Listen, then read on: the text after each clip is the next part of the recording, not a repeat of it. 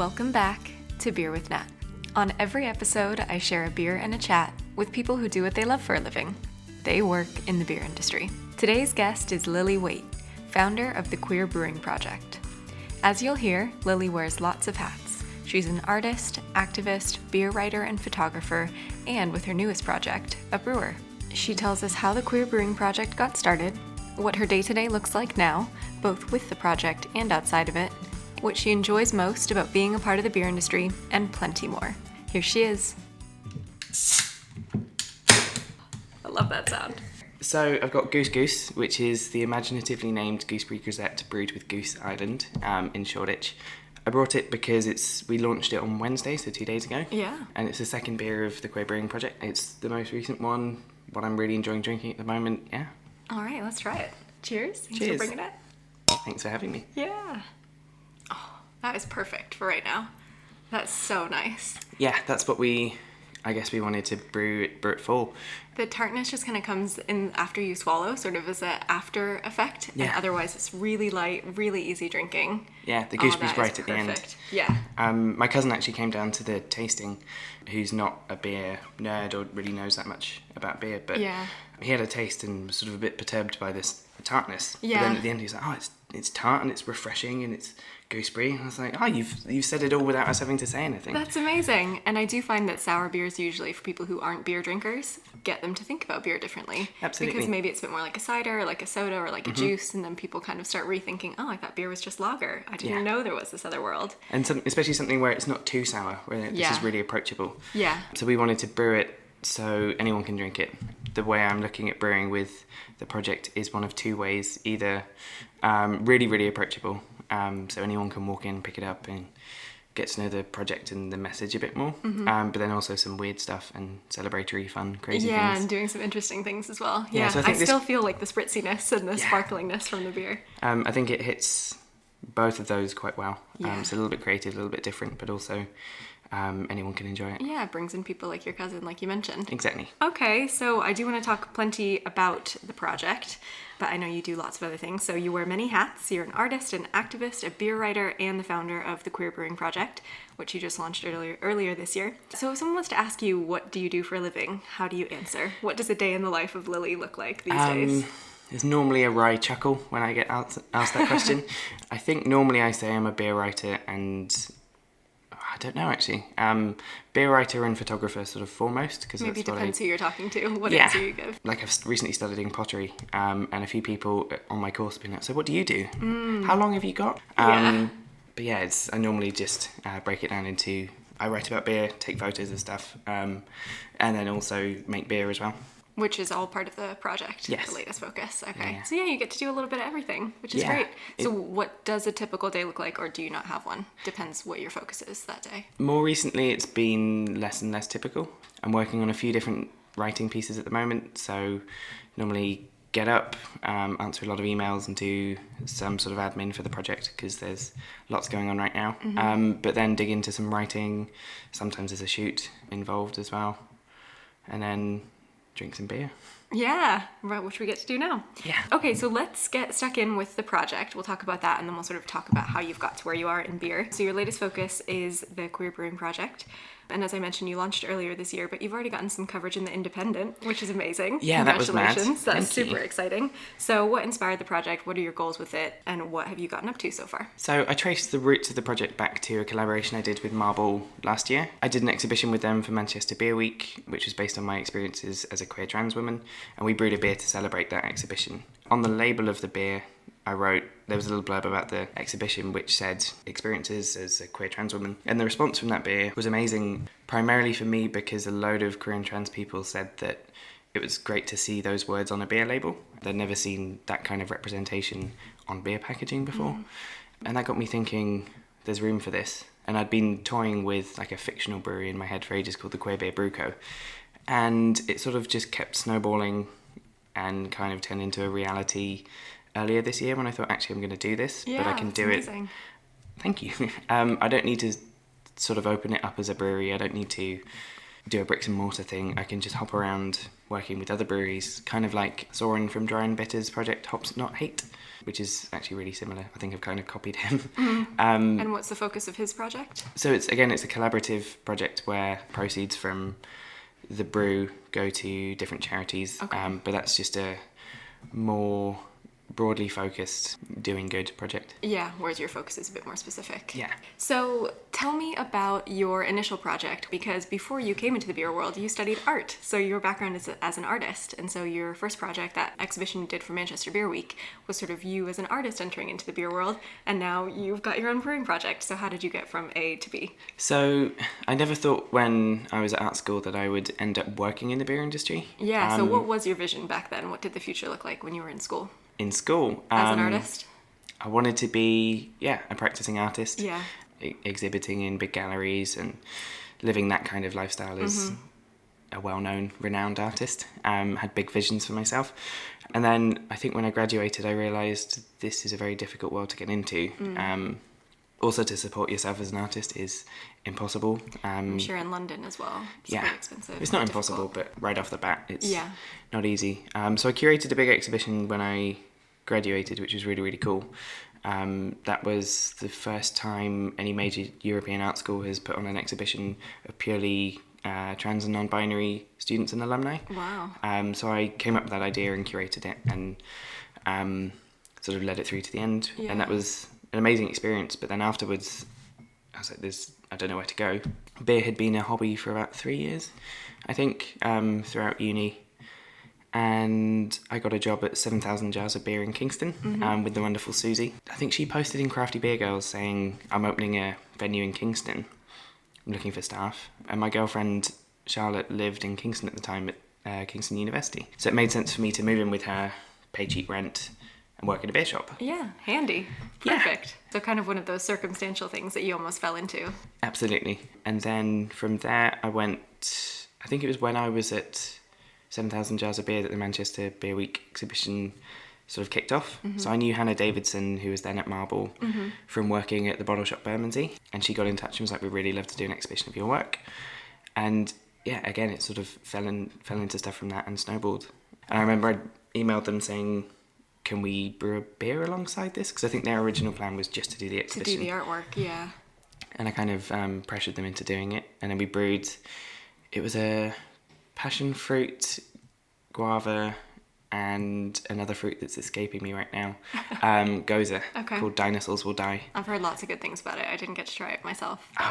I really want to rebrew it, but we'll see. Hey, part of the project. Maybe it'll come back. Yeah. But yeah, that was the start of it. And the actual launch of the beer and the opening night of the exhibition was incredible. Had a wonderful group of people come along to Marble's 57 Thomas Street bar. And I read some poetry. Joe and I led a talk about the beer and my artwork. And yeah, it was just a fantastic evening. And what kind of people did it draw to that event? Was it mostly people from the beer world or people from your art world as well? I think it was solely people from the beer world. Okay. I've got a few arty friends in Manchester, but I think it was mostly... most are London-centric. Yeah. Yeah, okay. In some of the things I've read about what you're doing with the project, of course, the goal is to get it outside of just the beer bubble. So how do you plan to do that? Well, like this beer with Goose Island, their clientele in their brew pub in Shoreditch is a lot of city workers, some tourists. It's not strictly the craft beer nerd crowd. Some people have issue with their ownership, and I can respect that. And I think that means that it's not always the most hyped sort of beer community place. But that's one of the reasons I wanted to work with them, because it's going beyond that bubble. And yeah, get the message out and get the project and get awareness out to different kinds of people. Yeah, it's a really good point. That I was just on a flight back from the States with United, and Goose Island has brewed a beer for their flight. Oh, cool. It's called the Next Coast IPA. And who knows if, there's something that people finding out about Goose Island and eventually find out about what you're doing. So yeah, it can bring in people from all different parts of the world, all different walks of life, in a way that only focusing in on the craft beer community, you might not be able to do that. Exactly. So where did your love of beer come from? I worked in a pub in my hometown of Cheltenham, in the town centre. It was a Green King pub. I think I got that job straight out of secondary school. Just as a way to make a bit of money and something to do. Yeah, it was just a part-time job. Ended up there on and off whilst at uni and coming back for holidays for about 2 years.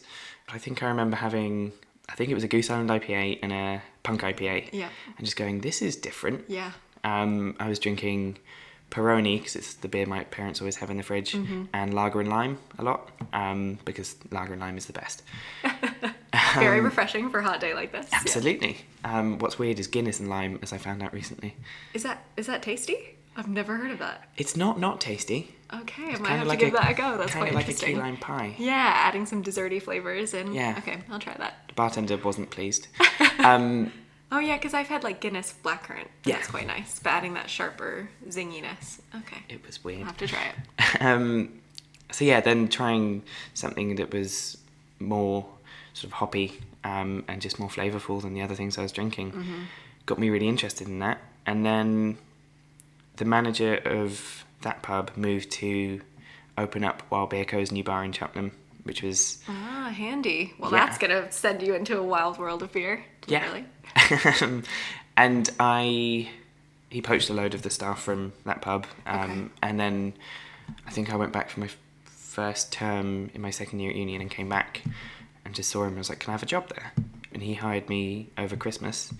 And I just fell into this world of flavour that I didn't know existed. Yeah. I remember trying my first sour beer there, which I thought was awful. I was quite angry at my friend for suggesting I should... for recommending. Yeah. I was like, what are you doing? Like, what torture are you putting me through? And now here you are brewing them. So. Yeah. And I remember things like Bibble and Madness IPA. Again, just sort of really exploding that, or my understanding of hoppy beer and what it could be. And that's where I remember thinking behind the bar one day going, what if I ended up working in this world? It's quite fun. Because for ages I was really interested in spirits and I did a WSET course. Oh, wow. Okay. Level 2 in spirits. Yeah. And then wanted to... So you thought you might have headed that direction instead. Yeah. I always thought of opening a cocktail bar as a viable alternative to being an artist, because that's surely lucrative. Maybe a bit more money in tips than in the beer world. Yeah, but yeah. maybe. And then, I remember going, beer's quite fun. I could work in this. And then 4 years later, maybe, here I am. It is funny that there's just that little idea at the back of your head that you're kind of like, oh, maybe. So your first job in London in beer was at 7,000 Jars of Beer. Is that correct? No, I think it was... I did one shift at the Wenlock Arms. Okay. And I ended up working at the Bottle Shop Bermondsey. Ah, got it. Okay. I'm trying to remember the dates for about 5 or 6 months. And was that then you were able to say, I've worked at a pub, I've worked at Wild Beer Co.'s bar, so it was easy enough to make that transition to beer in London? Yeah. And So- what were the differences sort of from the scene that you were used to back home versus the London scene? Well, the interest in Cheltenham in craft and different beer was definitely smaller. In the Wild Beer Co.'s place, there was a lovely group of regulars, and you'd get people coming in and going, oh, what's this? This is different. And then sometimes coming back and sometimes not coming back because it wasn't for them. Whereas being on the Bermondsey Beer Mile, the crowd is... They're looking for that I think interesting new product all most the time. of them are, yeah. Or they're there to get very drunk. 7 dudes in matching suits all wanting... what's your most expensive pint? Well, it's this. Okay, cool. I'll have a lager. Okay. So, and again, nothing wrong with that, but it meant for some stressful shifts on Saturday afternoons. Yeah, and you've seen all different kinds of consumers in that sense as well. Yeah, absolutely. Oh dear. Okay, so you went from that role then over to 7,000 Jars of Beer, and then you became the head of content for We Are Beer, which is the organisation behind the London Craft Beer Festival and loads of other great beer festivals across the UK. So how did you get into that role and what did you learn there? So a Facebook friend of mine, Stacey Ayer from, I think, Rock Leopard Brewing, just messaged me and said, you should go for this. I hadn't seen it, the job advert, but he dropped Greg a message and said, I think Lily would be really good for this as well. And I really pestered Greg. You're like, hey, I really want this, hey. Yeah, I think I remember emailing him my CV and then I didn't get a response, so I emailed him again. And I think I called up Jen Merrick, who I knew a little bit then, who also knew Greg. And I was like, right, how do I play this? Greg hasn't responded. I really want the job. So then I ended up just emailing him saying, hey, I hear you're in London on this date. I'm also in London. Can I have an interview? And we met at the Harp in Covent Garden. Great pub. Had a pint of Hophead. And then I think 3 days later I was taking photos at the We Are Beer Women in Beer brew day at Pressure Drop. Yeah. Oh, wow. And that was my trial shift, which was cool. And was the photography a part of that? They were testing your photography skills to create that content Yeah, as well as for whether you were social. right fit. Amazing. Wow. And then I got a phone call from Greg whilst I was doing my first and only ever homebrew and said, how do you feel about coming to Gothenburg? I was like, what? So they were doing a brew with Dugges and Wiper and True, Gypsy Hill and Tempest for all 3 festivals last year. And he wanted me to come along and do social media. And then in the airport that morning when we flew out, he said, you've got the job. Oh my goodness. So it was a really, really weird way to find out I've got it. There were quite a few tests there and leaving you hanging, literally bringing your passport to the airport and saying, am I going with you? Or Yeah, I was like, well, am I just doing freelance social for this or have I got it? And I remember walking through the airport and he was like, yeah, we'd like to offer you the job. Oh my goodness. And How did that feel? Yeah, great. I kind of freaked out, but I was like, right, I've got to be professional. But inside I was screaming. May I have a moment? Yeah, go off and text everyone. Be like, ah! Yeah, I think we literally landed in Gothenburg and I texted Charlotte and my mum and dad and was like, oh my God, I got it. Yeah. And they're like, aren't you in Sweden right now? Why are you texting us? So it was a whirlwind of a few days. And then, I really enjoyed that job.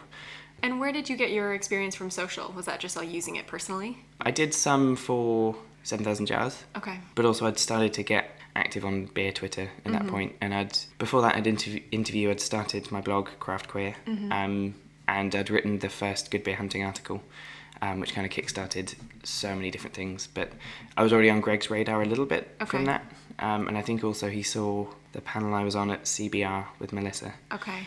So he knew about me a little bit, and then I think he took a bit of a leap. But in terms of social, I learned a lot on that job. I learned so much from him and my colleague Tom, which was invaluable.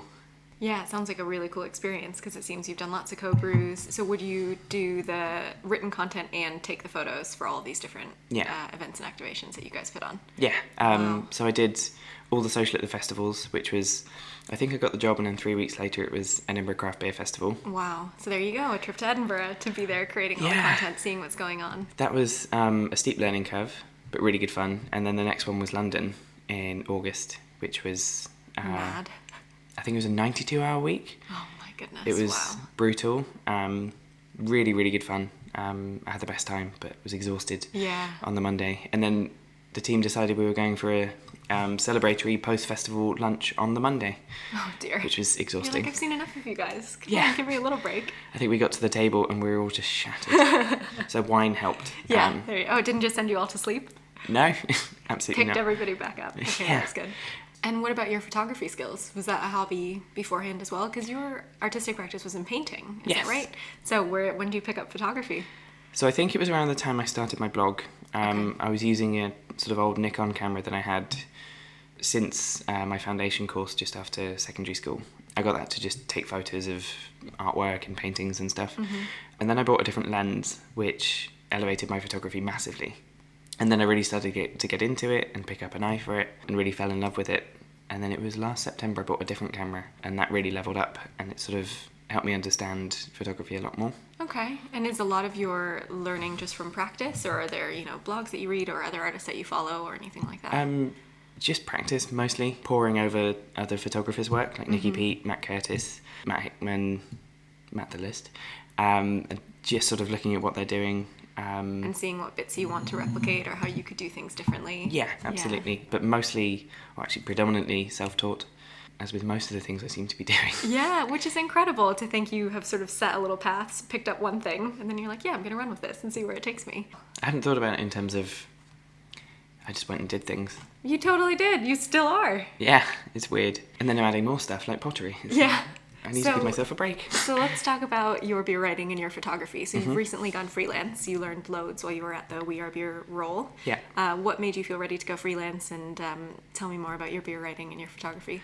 I think learning lots about social media was great, but I think after a while it became clear that it wasn't quite for me. Okay. I wanted to spend more time writing more creatively. Okay. Obviously something a little bit longer form as well? Yeah. Okay. There is obviously creativity and writing involved with social and content production, but I wanted to do stuff that was a bit more, I guess, exploratory and being able to play around with longer format stuff and really digging into a topic. And I'd written, a couple of pieces for Good Beer Hunting. I don't think I'd written for Matt's magazine Pellicle yet. But I think you are now? I am now, yeah. But I think it was just like, I'm 24. If there's ever a time to take a risk, it's now. And also with the project starting to pick up speed, I was like, I need to give more time to that. And And then it allows you also to get your name out there in different ways. People Yeah. find out about your writing, and then they find out about your project, so everything ties together nicely. So what sort of stories are you looking to tell in your beer writing? So originally my blog was focusing on, I guess you could call it socio-political elements. Specifically within the beer industry? Yeah. Okay.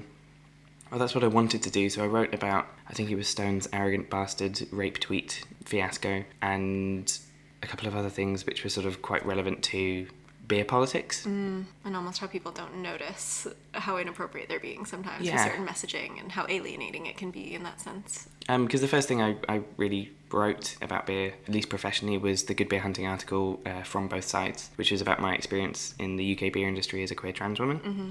And I think that kind of set me on a path of thinking, right, I need to be a critical voice of the industry. I need to look at interpersonal politics and all sorts of different issues and inequality and gender and sexism and all sorts of stuff. Mm-hmm. And now I think I've done some of that, and I'll always be open to looking at it again. But now I'm just interested in telling stories of really great producers and things that are happening and all sorts, really. I don't want to pigeonhole myself into the thing that I first did. Yeah, that's a good point. So you'll always be able to talk about sort of your activist self or be an advocate for people who need that representation. But at the same time, you're like, I can talk about other things too. Yes. And let me go dig into these stories. That's exactly what I think I was, I said at one point. I was like, I need to show that I can do these other things and I'm not a one-trick pony, so to speak. Yeah, that's a good point.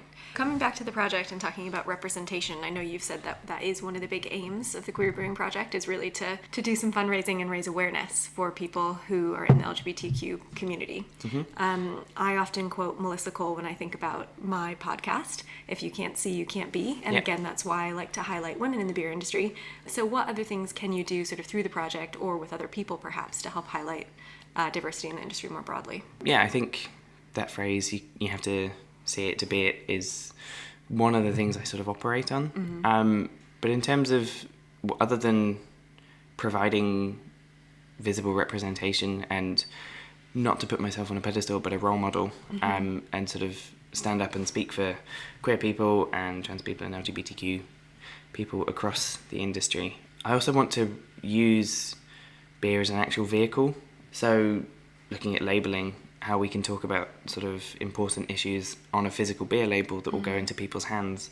So when they pick it up in a bottle shop or bar or whatever, they'll go, oh, I hadn't thought about that element before. Yeah. And really try and start actual conversations through a beer, not just brew something and everyone loves it and does really good things in terms of providing representation and money for charity, but also try and go beyond that and get people thinking about stuff that matters to us. Yeah, it's a good point. So not just using the liquid as a way to get people to think about the flavors that are in it or maybe who brewed it, but actually having something written on there. Absolutely. That gets you thinking in a different way. But I also want to use the website for the project as a platform for other people like myself to talk about stuff in the beer industry, whether it's something that has annoyed them or they just want to talk about. I'm going to try and set up a blog where anyone can write anything and have that avenue into whatever it is they want to do or whatever they want to achieve with it, but have somewhere to put it. Yeah, that's great. As opposed to it just being another conversation on beer Twitter. Yeah. That it's almost too short to have the conversation properly. Yeah. So could this be another place to host those sort of conversations? And Yeah. people start thinking differently. Whether it's someone just venting because something's been frustrating them, or because that's what my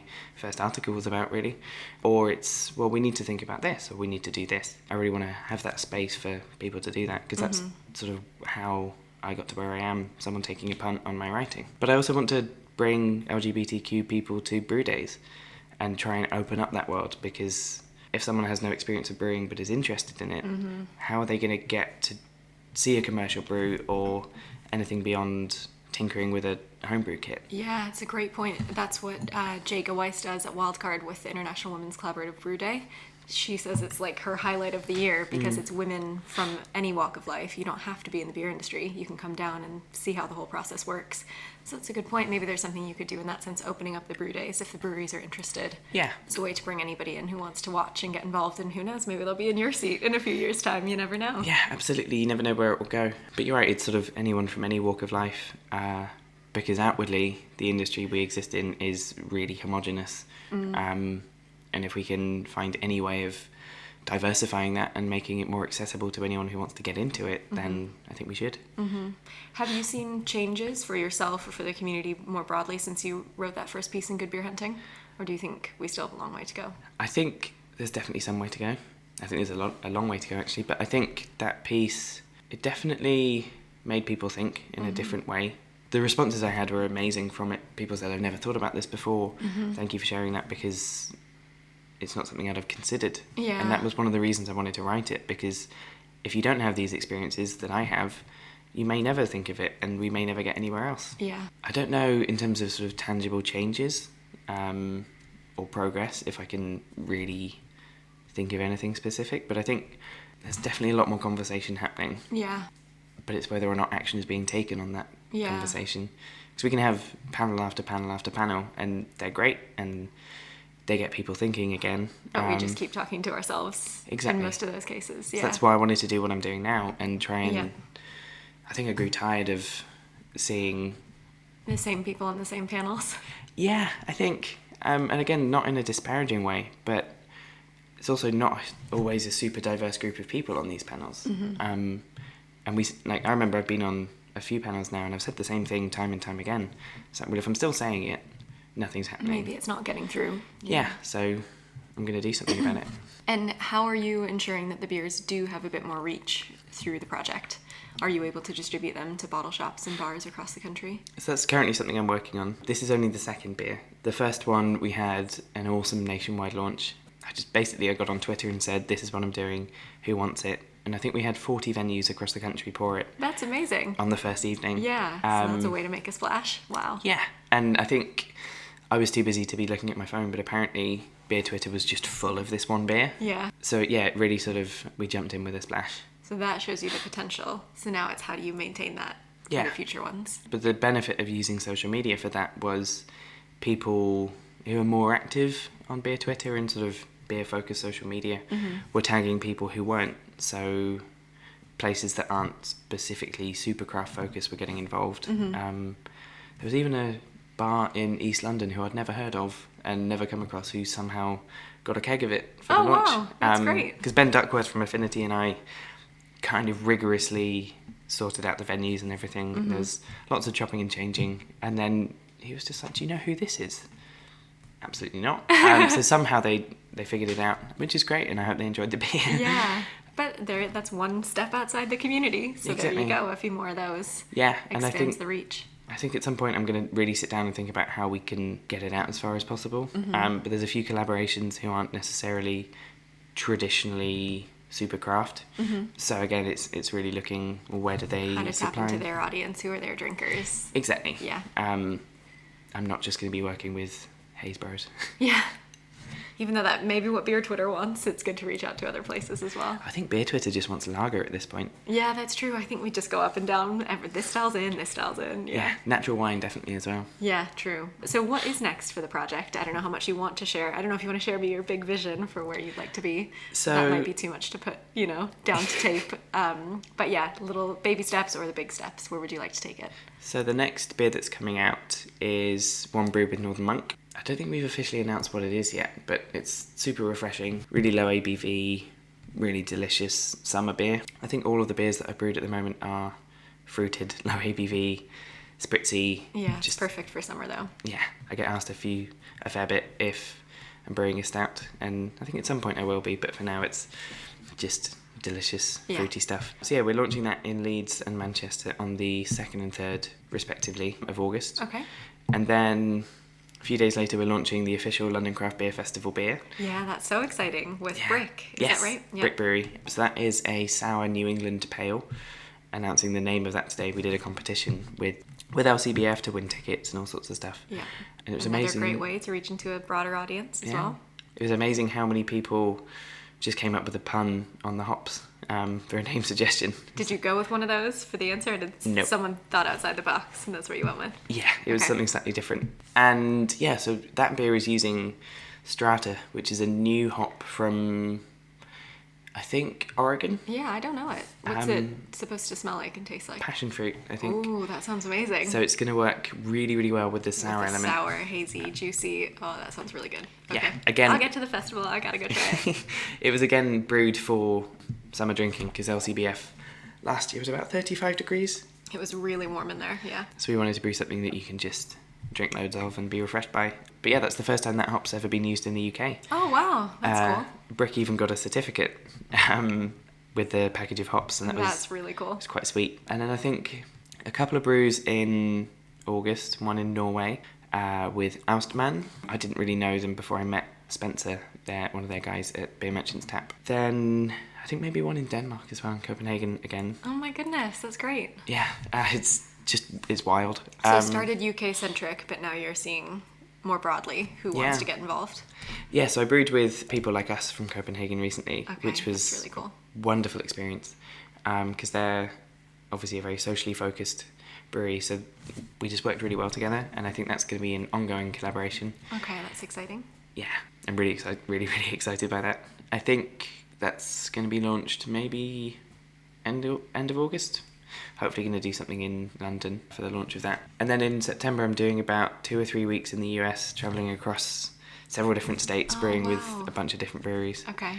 Which is incredibly exciting. That's really cool. Do you think much of that beer will make it to the UK, or will that be mostly US releases? I think mostly US releases. Okay, that's your US launch? Yeah. That's exciting. I've already brewed with Seventh Son in Tampa, in Florida. Hopefully, we're currently looking at how to figure this out, but we're trying to get a pallet across to do a small London launch. Yeah. But I think that's a session IPA with grapefruit and lemon drop. Very fruity. The fruit theme keeps going through all the beers for now. Yeah, I think I should probably brew something different at some point. That's all right. The project will be going for a long time, so you've got plenty of time to be able to do different styles. Yeah, part of me worries it'll fizzle out within a year or so. Mm. But also, if it does, then hopefully it will have had some impact within that time. Mm. Well, when I think about sort of the experiences that you've had to date with doing your, working in a bottle shop, so at least you know the bar side of things and what it's like to bring in the beer, to serve the beer to customers, doing all the social media, that makes your self-promotion a bit easier since you can talk about what you do. And then, of course, the writing and photography. What are the things that you've had to learn since starting the project? How to run a business. Yeah. So what's that been like? Terrifying. Yeah. So I'm the director of my own company now. Wow, that's huge. Yeah, it's also very small. I guess, it depends outwardly versus inwardly how you feel about it, yeah. Well, it's exciting, I'll say that. Yeah, absolutely. When I got the letter through saying you are now officially a director, I was like, this is cool. Yeah. And sort of directed myself to go and do more work. But yeah, it's more the sort of business management side of it. I'm also looking for funding for the project. Because since I launched, I haven't paid myself for anything. Mm-hmm. And that's fine because it's a labour of love and it's what I want to do. But at some point, it would be cool to be able to turn it into sort of, not proper work, but something a bit more established in that sense. Yeah, and what might that look like to get there? Have you gone out to seek any help from other people who have their own businesses to figure out what steps you could take? Yeah, so I've been chatting with Miranda Bates from Duration a lot. She used to work in the charity sector and also helped raise a fair amount of money to set up Duration. Mm-hmm. And she's also a very close friend and wonderful person. So been picking her brain a fair bit. I've got a few meetings soon with various different people to help advise on that because it's not something I've ever done before. I've just come fresh-faced into it and gone, excuse me, how do I do this? Yeah, right. And I guess if you're not afraid to ask for help, then that is what will allow you to progress. It's like when I spoke to Francesca Slattery, a lot of people responded to her episode. She basically decided she was going to get into beer, and her little slogan was a career in beer by the end of the year. Yeah. And she would speak to anyone she could to get to where she wanted to be.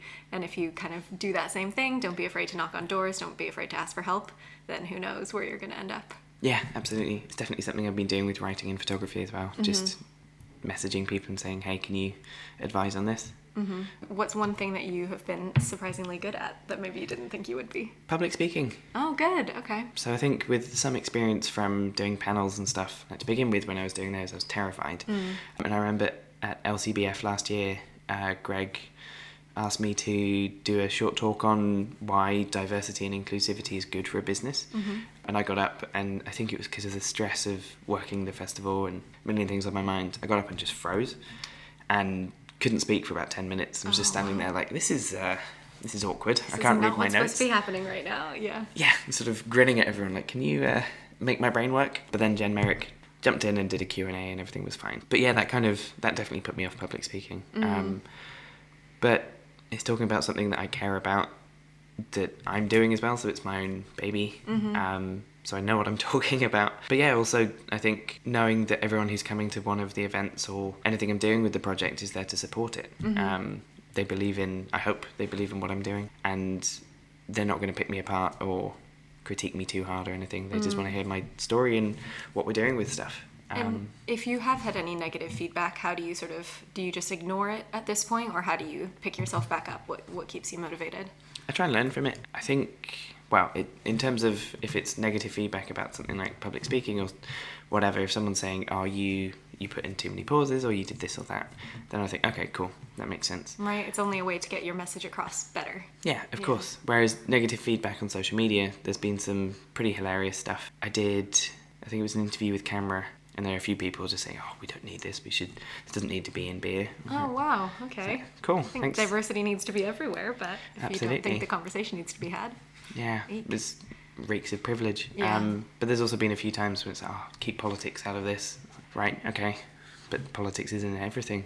Politics is about why you like that beer as opposed to that beer and your interactions with other people. So tell me again, how do we keep it out of that? Yeah, right. It's what you've been exposed to, what you think about. Exactly. It's not an agenda of sorts. But there was also a few things when the independent piece came out. A few people who were just like, the gays are taking over. It's they're preaching from a gay Bible or something. I was like, I kind of want to write the gay Bible now.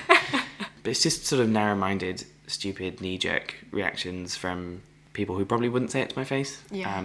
So I don't care. Yeah, really. So those pieces you can ignore, and then if it's something that you can actually improve on, then you'll take it and But if someone has further an the message. actual issue with it, like I remember a friend telling me that someone has an issue with the word queer being used in the title or the name of the project because of how the word was used in their past. I'd love to speak to them about it and actually try and understand where they're coming from and talk to them about why I want to use it.